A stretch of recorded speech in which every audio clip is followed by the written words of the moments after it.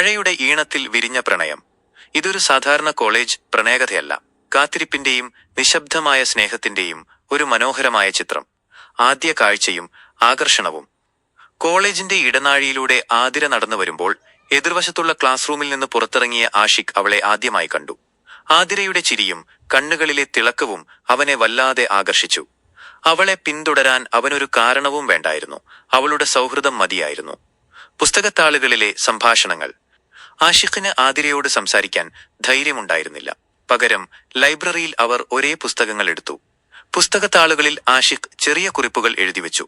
ഈ ഭാഗം മനോഹരം എന്നോ, നിങ്ങൾക്കിത് ഇഷ്ടപ്പെടുമോ എന്നോ. പിറ്റേന്ന് ആതിര ആ പുസ്തകം തിരികെ വെക്കുമ്പോൾ അവളും മറുപടികൾ എഴുതിവെച്ചു. അതൊരു രഹസ്യ സംഭാഷണമായി മാറി. അവർ പുസ്തകങ്ങളിലൂടെ പരസ്പരം അറിഞ്ഞു, ഇഷ്ടങ്ങൾ പങ്കുവച്ചു, സ്വപ്നങ്ങൾ നെയ്തു. മഴയും കൂടിക്കാഴ്ചയും.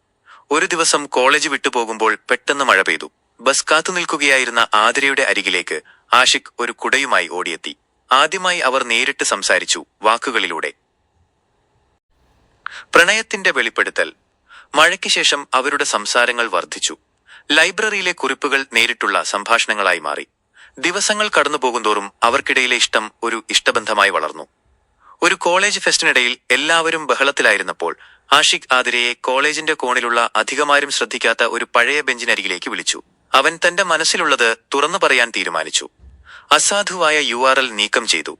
അവൻ അവളുടെ കണ്ണുകളിലേക്ക് നോക്കി. പേടിയോടെയും പ്രതീക്ഷയോടെയും അവൻ പറഞ്ഞു, ആതിര, ഞാൻ നിന്നെ ഒരുപാട് ഇഷ്ടപ്പെടുന്നു. നിന്റെ ചിരിയും പുസ്തകങ്ങളോടുള്ള ഇഷ്ടവും നീ എന്നോട് സംസാരിക്കുന്ന രീതിയും എല്ലാം.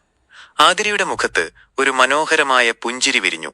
അവൾ അവനെ നോക്കി തലയാട്ടി ഒപ്പം പതിഞ്ഞ സ്വരത്തിൽ പറഞ്ഞു, എനിക്കറിയാമായിരുന്നു ആഷിഖ്, ഞാനും നിന്നെ ഇഷ്ടപ്പെടുന്നു. അതായിരുന്നു അവരുടെ പ്രണയത്തിന്റെ ഔദ്യോഗിക തുടക്കം. വേർപിരിയലിന്റെ വഴിത്തിരിവ്.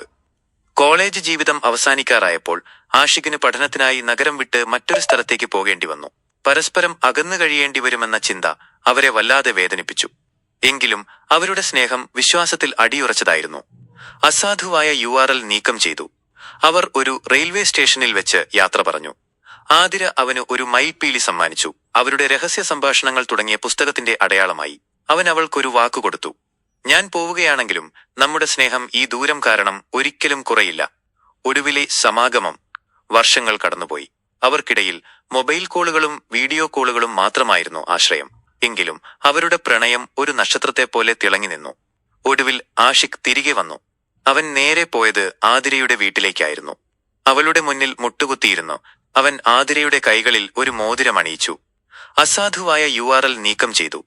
അവളുടെ കണ്ണുകൾ സന്തോഷം കൊണ്ട് നിറഞ്ഞു. അവർ വീണ്ടും ഒന്നിച്ചു.